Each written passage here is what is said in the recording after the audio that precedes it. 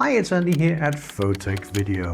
Have you ever taken a photo which you thought was going to look absolutely amazing, and then when you got home and took a look at it, you saw that it was, in your opinion, regular at best? In today's video, we're going to address this issue, and hopefully I will be able to encourage and motivate you to continue creating images using your imagination and your passion for photography.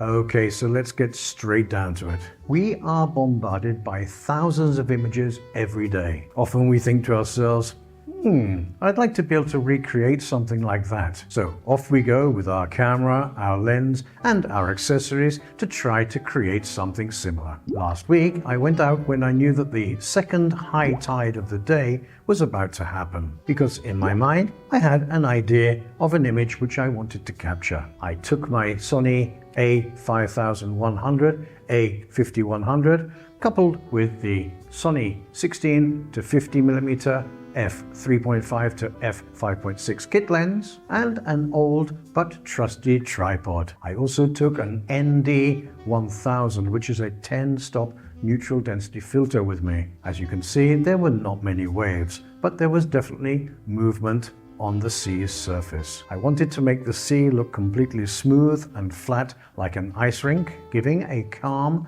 and peaceful feeling. But I also wanted a sharp focus on the objects in the background and in the midground. My idea was to take a long exposure image of no longer than 30 seconds, so that I wouldn't need to use a shutter release cord remote. My camera and most other cameras offer a maximum of 30-second exposure in camera, and once you want a longer exposure, you need to go to the bulb mode and use some type of shutter release remote. So I attached my camera to the tripod and I stood on a dry, secure rock. So the first thing that I did was to make sure that the composition was the one that I was looking for. I set my focus mode to manual focus because I didn't want the autofocus to search, to hunt for a focus during that long exposure, and I focused on the objects in the background. Now, strangely enough, even though those buildings in the background were a long way away, when I set my 16 to 50mm kit lens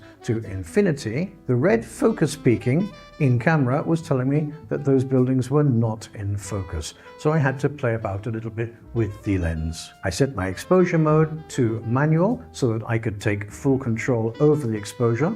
And as I said before, the scene had objects in the background and the midground. I wanted to get them all in focus, so I set my aperture to f18, which more or less guaranteed that I would have a complete range of focus across the scene. I set my ISO value to 100, which is the lowest that the Sony A5100 offers, because I wanted to keep noise to a minimum. And by trusting in my exposure needle, I set my shutter speed to 1/30th of a second, which was fine because it was mounted on a tripod. Now, this exposure would give me a correctly exposed image similar to what you're seeing in the video, with that movement of the sea's surface. As I mentioned before, I'd taken with me my ND1000 10-stop neutral density filter, and I attached it to my 40.5mm to 67mm step-up ring and attached it all to the camera lens. Now, as the name suggests,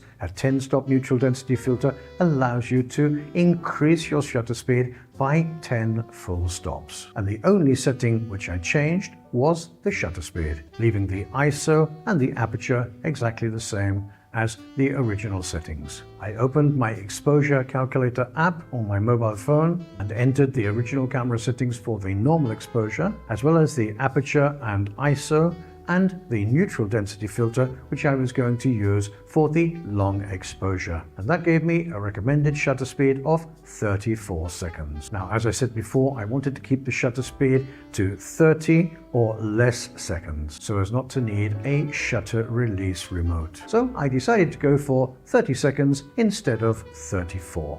I used the camera's built-in 10-second timer to make sure that I didn't get any camera shake. And here is the straight out of camera result. As you can see, by slowing down the shutter speed, I was able to smooth out the water, and I got the objects in the background and in the midground in focus. But the image didn't have that wow factor that I was hoping for. Now here's the shocking news. When you take a photo, it captures what is in front of the lens. Of course, you can play around with your aperture and your shutter speed to change creative aspects of your image, and you can change your picture profile in camera, which will also change the end result. I used the standard picture profile in my Sony a5100, and as you can see, the image is correct. It just hasn't got that wow factor. Now, I had fun planning the photo, I had fun setting up the photo, I had fun taking the photo. And I was pleased with the final result because I was able to achieve what I set out to do: flatten out the sea and create an interesting effect. However much I was hoping to get an epic photo with that wow factor, the reality is that I got a long exposure photo with the scene and the colors which were present when I took the photo. Don't be fooled by images like this one, which have amazing colors and saturation and structure